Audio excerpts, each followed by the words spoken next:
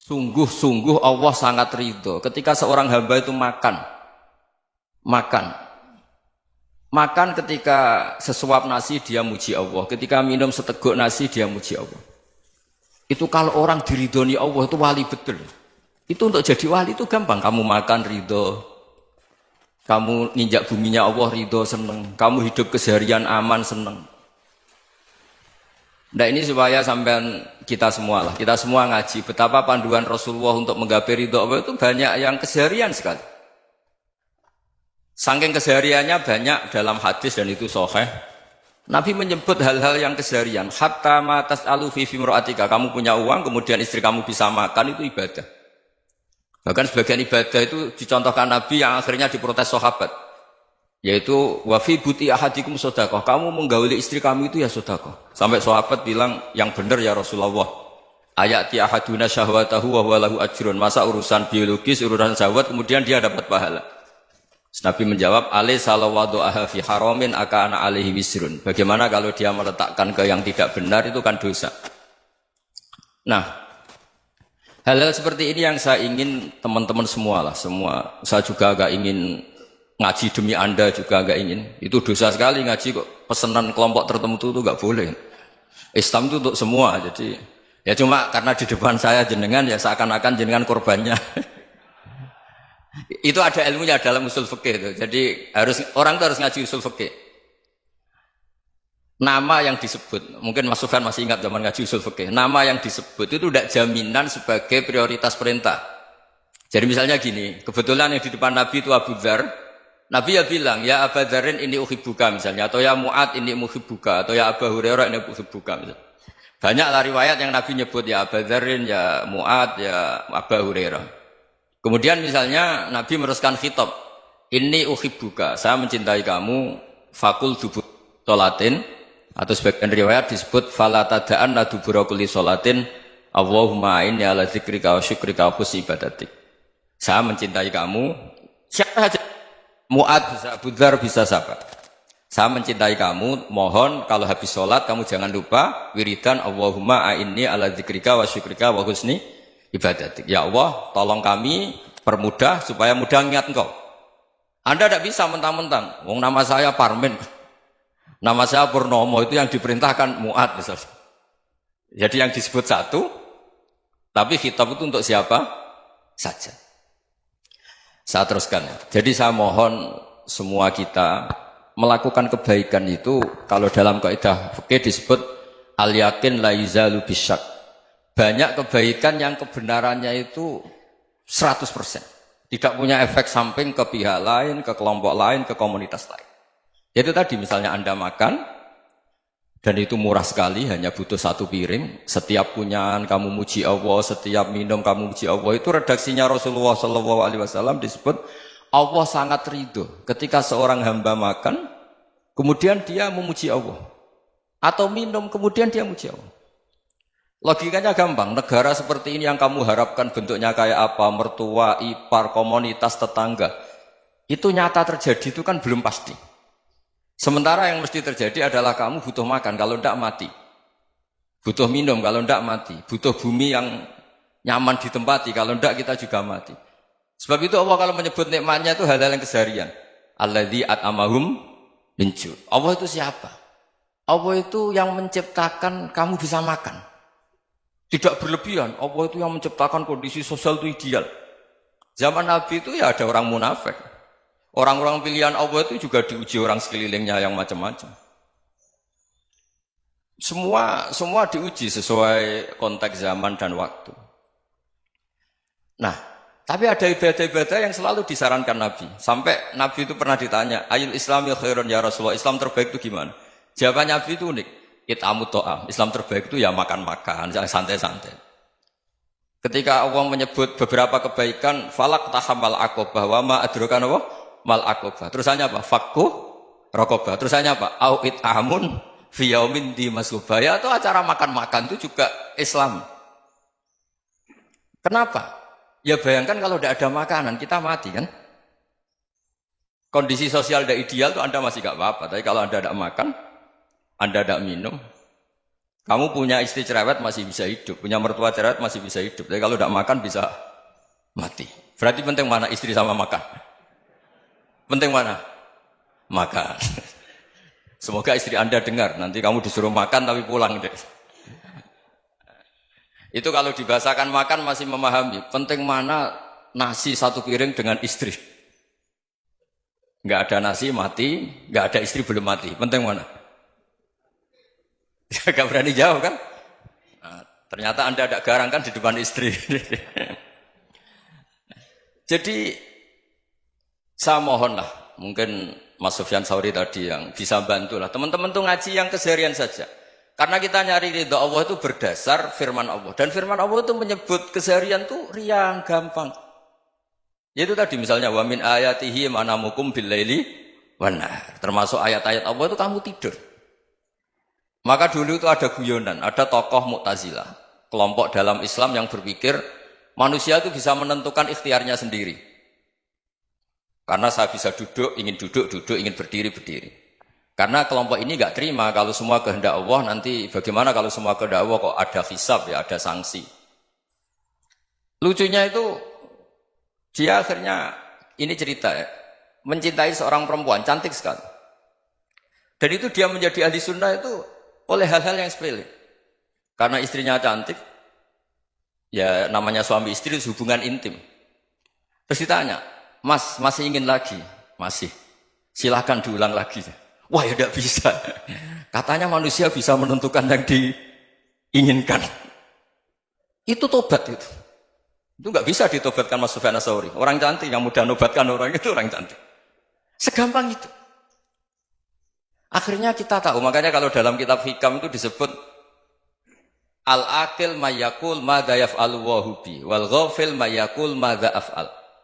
Orang yang punya akal karena sadar ini wilayah Allah, semua milik Tuhan. Itu dia tiap hari berpikir, besok Allah akan melakukan apa terhadap dunia ini. Kamu merencanakan sesuatu mau plesir, ternyata gempa. Mau wisata ke Rusia, ternyata perang. Kamu tidak pernah tahu apa yang akan terjadi besok. Wa ma tadri nafsum madza taksibu ghadan. Tapi anda semua kita ini sering punya jadwal permanen. Makanya saya kalau diundang siapa saja, sanad takdir. Yang jelas Gus ini acara penting. Ya masih acara penting nak pangeran ngersakno piye? Kowe ape dadi pangeran, kamu kok mau jadi Tuhan? Itu kadang ya kiai. Penting Gus acara ini jenengan harus memastikan bisa. Loh kamu itu yang ngajarin tauhid, sesuatu itu biadillah kok bilang-bilang apa pasti. Kalau maksa terus tak tobatkan loh kamu kata saya. Ya kalau gitu Gus bilang insyaallah. Wah itu hati saya, fisik saya, roh saya sudah bilang insya Allah. Tidak usah kamu latih kata saya. Nah hal-hal tauhid keseharian itu gampang sebetulnya. Wal ghafil yaqulu madza af'al. Tapi orang yang lupa Allah dia setiap hari bilang besok apa? Kita bisa melakukan apa? Seakan-akan dia itu aktor, dia penting, dia subjek permanen, dia. Padahal kita ini hanya objek kehendak Allah Subhanahu wa taala. Karena kita yakin sesuatu yang terjadi di alam raya ini kita tidak bisa apa-apa. Makanya saya sering ngaji, sering bilang saya, ketika Anda mensifati Allah, dia yang menghidupkan. Sudah itu tanamkan, sehingga ketika kita mati, santai saja. Kenapa santai? Allah punya cara menghidupkan kita. Zaman kita hidup juga gak tahu caranya ngelola jantung, ngelola paru-paru. Kamu juga gak tahu ngelola oksigen yang tidak beracun, tidak mengandung polusi. Tahu-tahu hidup. Gak ingin tua ya tahu-tahu tua, gak ingin mati tahu-tahu mati. Selama ini kita hidup juga agak tahu apa sebetulnya. Hanya gaya tok, punya jadwal, punya planning. Kalau kamu bisa menentukan pilihan Anda, pasti Anda istrinya cantik, 4 neriman semua, qanaah semua. Nyatanya enggak kan? Ada 1 jelek, cerewet. Oh itu kan, nyatanya enggak bisa apa-apa Anda kan? Dan kamu bawa mati lagi. Itu kan. Istri Anda juga gitu, punya keinginan, punya suami yang ganteng, yang jabat, yang neriman, yang enggak poligami. Ya tidak kesampaian juga. Kalau kita ngitung tingkat kegagalan kita itu gagal terus. Ya kan? Nah, terus ingat Allah. Madza yaf'alu wa hubi. Orang yang punya akal selalu berpikir Allah itu menghendaki apa terhadap saya. Lalu sama-sama orang gitu. Ngelihat orang yang serius, itu kata Anda itu pemikir berat, serius. Senang punya tokoh yang merengut tuh, karena kamu anggap serius. Tapi sebagian orang nganggap orang yang serius itu wong merengut, wong masam, wong muka kok ditekuk.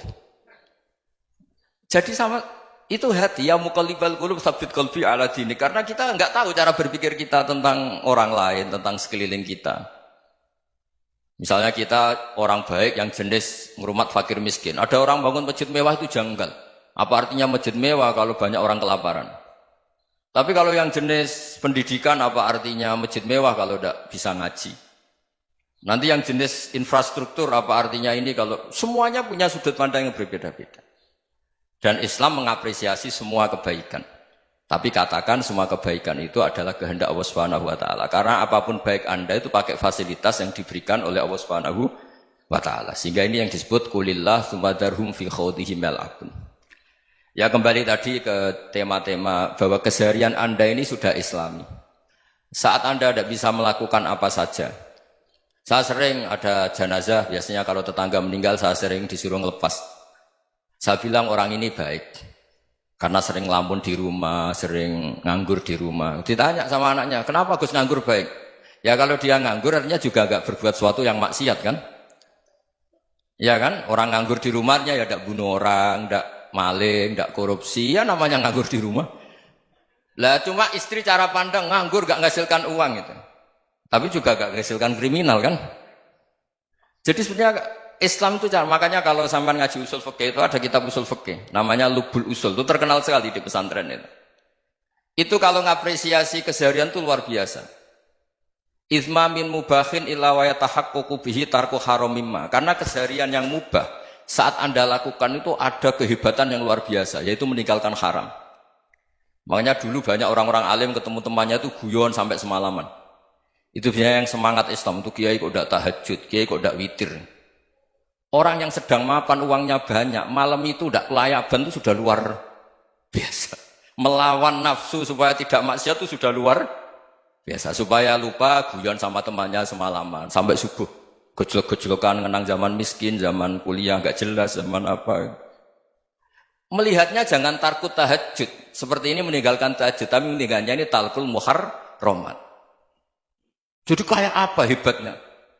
Sehingga Imam Ghazali punya riwayat yang agak unik. Hatta takuna ibadatu akhiri hadil ummah iku an-naum. Sehingga suatu saat ibadah terbaik umat ini itu tidur. Itu kan riwayat kontroversi. Ketika Imam Ghazali tanya, kenapa iya? Kenapa kamu mulai keluar dari rumah itu sudah banyak maksiat? Melihat perempuan yang enggak mahram, melihat fenomena. Tapi kalau kamu tidur itu enggak melihat apa-apa. Tapi juga kamu jangan nganggap tidur itu ibadah betul. Saatnya melakukan fardu ain malah masih tidur. Tapi itu sudut pandang yang menjadikan kita Islam itu gampang.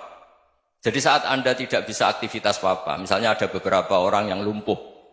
Lumpuh itu memang nggak bisa Jumatan, nggak bisa ibadah, tapi dia juga nggak bisa maksiat. Tidur itu memang Anda saat itu tidak bisa tahajud, tidak bisa witir, tapi saat itu ada zina, ada maling, tidak gosipkan orang, tidak bully orang, tidak menanamkan kebencian, tidak hasud. Sehingga tidur menurut Allah Ta'ala wa min ayatihi manamukum billaili apa? Wan-nahar. Karena di tidur itu selain ada unsur istirahat, jaga kestamina, juga ada unsur meninggalkan beberapa keburukan. Nah saya mohon ibadah yang keseharian ini kita jaga. Supaya kita semua baca ayat itu fasih. Fasih itu tertanam di hati. Allah itu siapa? Alladzi at'amahum min ju'i wa amanahum min khauf. Dan Allah kalau cerita di Quran itu anna sababnal ma'a sabba thumma syaqaqnal ardana wa syaqqa fa ambatna fiha habba wa inaba wa qadba wa zaituna wa nakhla wa hadaika hulba. Kamu tahu saya ini siapa kata Allah? Saya ini adalah Tuhan yang menurunkan air, kemudian ada tanaman banyak. Habba wa inaba wa qadba, ada zaitun, ada tin, kalau orang Jawa mungkin ada tela, ada padi, ada mangga, ada pisang. Sudah. Wa inaba wa zaituna wa nakhla wa hadaika hulba, ada perkebunan yang lebat. Tujuannya apa? Mata Allahkum, silahkan kamu pakai, kamu nikmati. Tapi karena kadang kita ini punya ide-ide besar. Tadi untuk syukur saja nunggu punya istri riman, rumah baik, tetangga baik, komunitas baik, semuanya baik baru syukur. Lama-lama nanti ada di surga, syukurnya nunggu surga paling kelas A. Itu sudah ada yang menghuni Rasulullah, kamu nggak boleh di situ. Masa untuk syukur saja? Repotnya Masya Allah. Jadi mohonlah Quran yang kalau Anda hafalkan juz sama itu kan ada ayat-ayat yang kayak tadi. Ya, fal yang dzuril insanu ila ta'ami. Coba lihat, Apa yang kamu makan ya? Dari mana? Dan untuk mempertahankan hidup kamu keseharian. Jadi jangan kira ibadah itu harus membentuk komunitas yang versi Anda. Ibadah itu harus yang hal yang mulu-mulu. Kesehariannya Anda alami. Loh ini saya tidak bikin-bikin. Saya ngaji bukan karena berdasar pesanan. Itu ayat yang saya baca kan betul ada ayatnya kan. Fal yang dzuril insanu ila tu'ami. Anna soba benal ma'ah soba. Thumma syaqaqnal ardo syaqqa. Fa'ambasna fiha habba wa inabau wa qadba wa zaitunau wa nakhla wa hadaika khulba. Terusannya apa? Mata'al lakum. Silakan kamu nikmati. Mata itu silakan kamu nikmati. Ya kayak sampean dikasih hidangan ya makan. Ya sudah makan. Habis makan ya minum. Habis itu ngantuk ya tidur. Ya sudah normal-normal saja. Kayak apa indahnya Islam.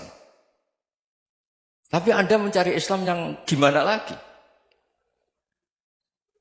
Nah itu yang diajarkan guru-guru kita, diajarkan sanad kita sampai Wali Songo, sampai Rasulullah SAW.